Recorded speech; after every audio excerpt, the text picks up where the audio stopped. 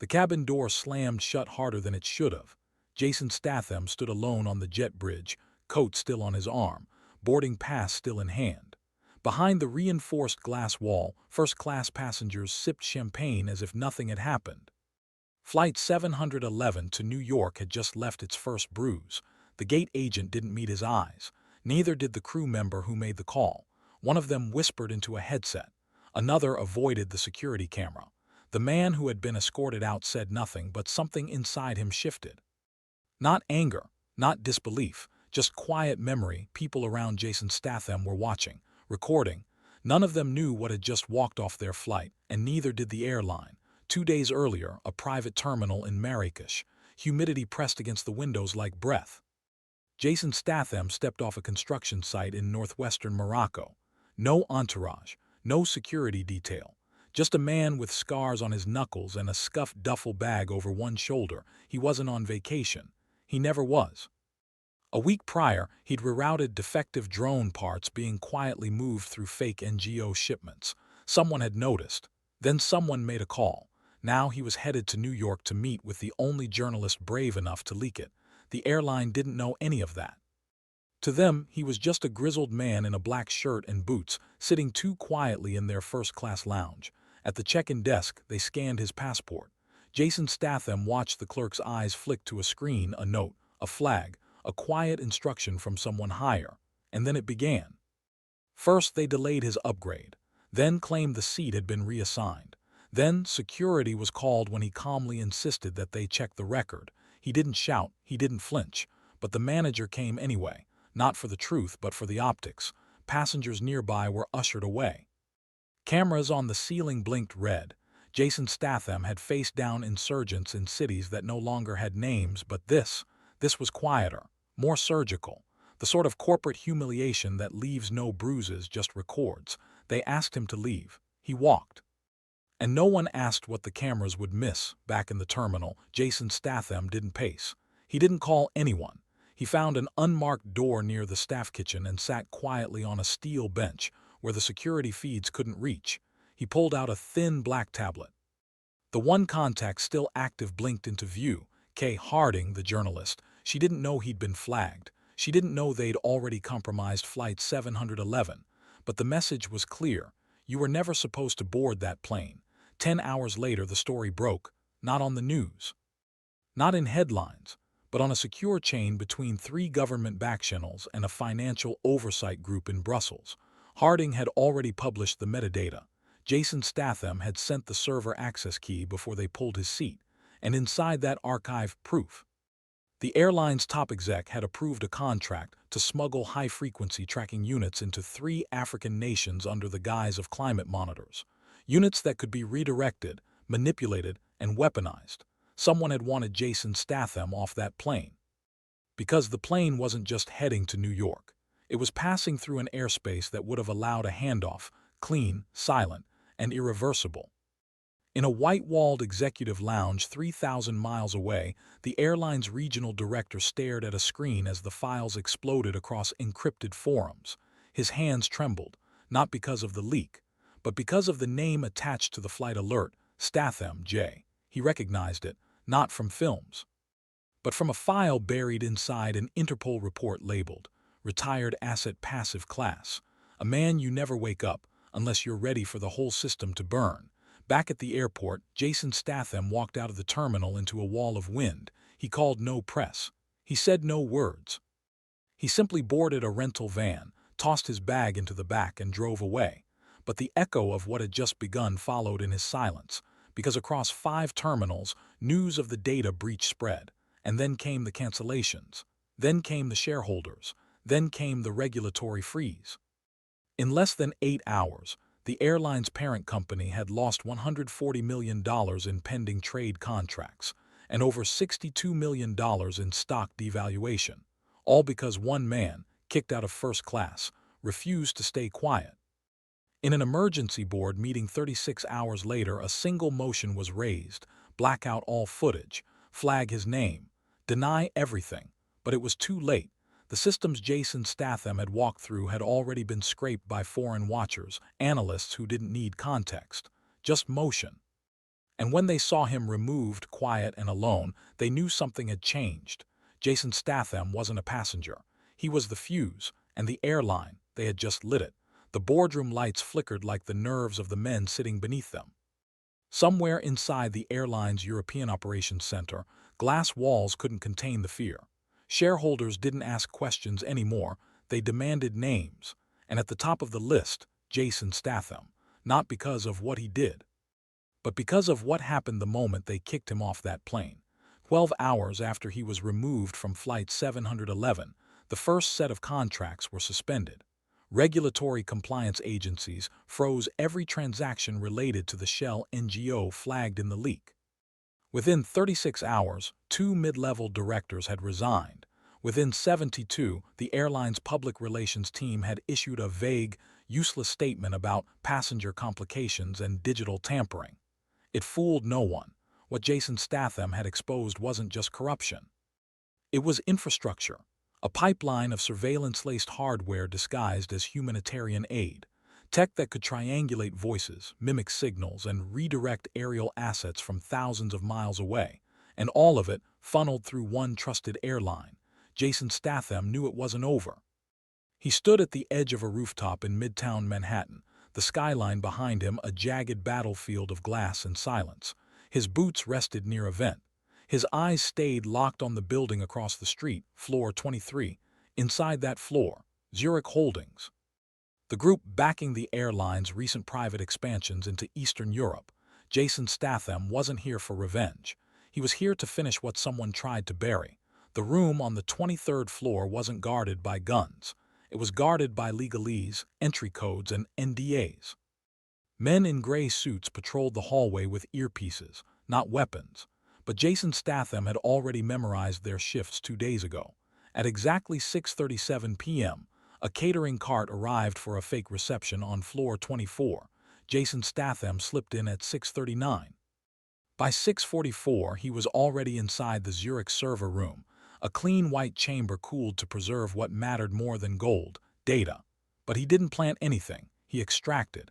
He left with footage they'd hoped was erased, not of the first-class incident. Of the 5 men on the plane he wasn't supposed to see. Back at the safe house, Jason Statham uploaded the files to a secure node. Then he waited. Not long. By morning, the footage was everywhere in the dark web's deepest corners. Grainy stills of 5 men in first class, each with falsified identities. One ex-CIA, another linked to off-the-books arms trading, each man strategically placed, and each of them remained on the flight after Jason Statham was removed. Whatever the plan had been, he was never meant to witness it or survive the reroute. Meanwhile, the airline scrambled. 3 flight attendants had disappeared from their homes. A private security firm was hired to contain disinformation. And Zurich Holdings' stock price dropped by 27% in 4 hours after a whistleblower connected to Jason Statham anonymously posted a log. Survivor asset removed. Package remained in motion. Cargo handled. It didn't matter how cryptic it sounded. The intelligence community understood every word, and suddenly, Jason Statham wasn't just a passenger. He was the fuse that had now crossed borders. Jason Statham returned to the airport, not to board a plane, but to walk the exact route he had walked before. Only this time the faces behind the counters looked different. Some were gone, replaced. And above, the camera feed above the gate had been removed. That kind of cleaning doesn't happen overnight. It happens when people at the top are scared. He passed the same steel bench he had sat on, the one near the cleaning supply closet. This time someone else sat there, a younger man in uniform, shoulders stiff, clearly watching. Jason Statham gave no signal, but the kid rose and left 10 minutes later, shaken by silence alone. At Zurich's European HQ, chaos was no longer private. Videos began surfacing showing diplomatic personnel quietly boarding private flights, undisclosed restructuring, executives avoiding press, but more telling, a leaked insurance memo that revealed the airline had just filed for $280 million in breach-related losses. Jason Statham didn't comment, he didn't gloat. He simply walked into a dusty, unlisted restaurant in Brooklyn, one he used to frequent 10 years back, and sat at a table by the kitchen door. He ordered nothing, but someone brought him a coffee anyway. A man from the old days. No small talk. Just a nod, because those who really knew Jason Statham hadn't declared war. He just reminded the system what happens when you push the wrong man too far. The final blow didn't come from government, it came from the people. A viral video started trending, not from Jason Statham. From a passenger who'd been on flight 711, a woman had caught everything on her phone. The moment he was pulled aside, the way he didn't fight it, the cold tone of the manager who made the call, and the caption, "They kicked off the wrong guy." It hit 10 million views in 4 hours. 32 million by the end of the day. People didn't need to know his full story. They just needed to know he'd been wronged. And that somewhere out there, justice was already in motion. By midnight, the airline's website went dark. Hackers had flooded the server with looping videos of the gate footage. By morning, 3 rival airlines had released statements distancing themselves from the Zurich-backed network. And Zurich itself, its CEO, resigned, publicly. In an emergency filing, they announced a full rollback of their global logistics contract. Estimated loss, $2.1 billion. Jason Statham didn't say a word. He didn't need to, because justice wasn't loud. Sometimes it was just a quiet man, walking through a terminal with nothing but a thermos in hand, and the entire world trembling behind him. There are moments when power shifts so quietly that no one hears it crack. Not in courts, not in headlines, not in wars. But the weight of it still crashes down.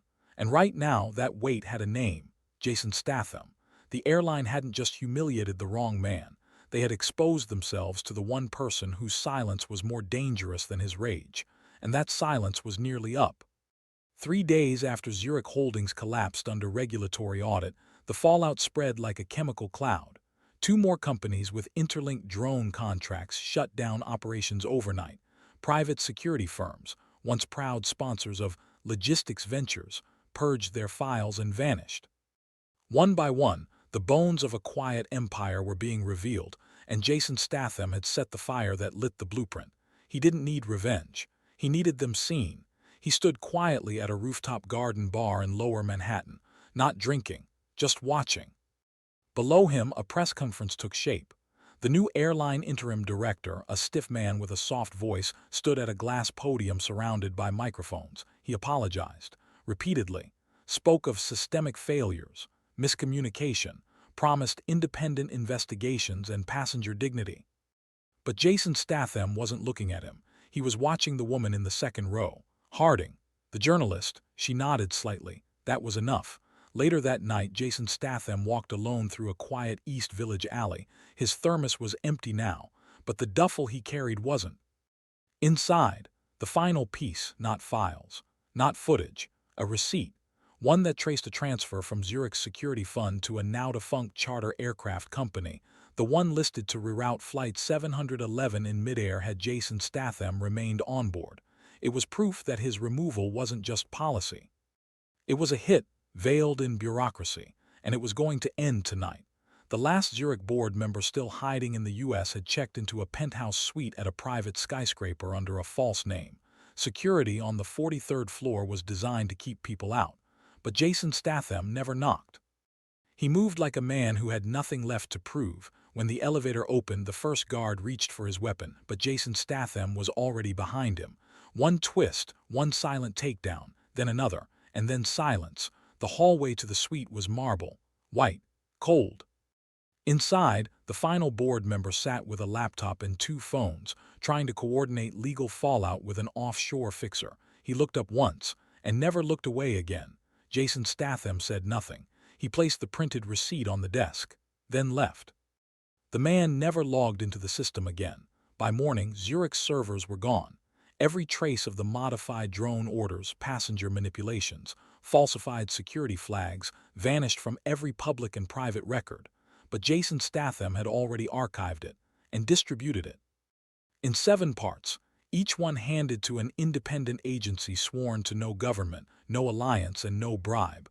The final part left anonymously at the doorstep of a military prosecutor in Berlin, stamped, "Asset audit redacted." It was over, not with an explosion, but with a system so broken it couldn't even defend itself.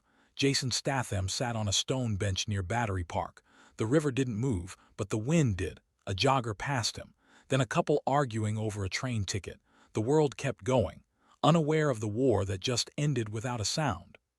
His hands were scarred, his eyes unreadable, but his expression was something rare now: stillness, because justice doesn't always wear uniforms. Sometimes it wears steel-toed boots, a duffel bag, and a name tag the world forgot about. The airline filed bankruptcy within weeks. The losses totaled more than $2.8 billion, but their greatest damage wasn't monetary. It was reputational. No one trusted them anymore, because the world had seen what happened when a man like Jason Statham was treated like he didn't matter. The footage, the silence, the fall. It all led to one thing: a system finally brought to its knees by a working man they never saw coming. Somewhere across the Atlantic, another airline executive reviewed a no-fly list that had just been updated. One name had been quietly removed: Jason Statham. Because everyone who had tried to erase him now wished he had never noticed them at all. And far from the cities, on a narrow dirt trail in the Scottish Highlands, Jason Statham walked alone, not to run, but to rest, for now, because the next system would forget. They always do. Until he's needed again.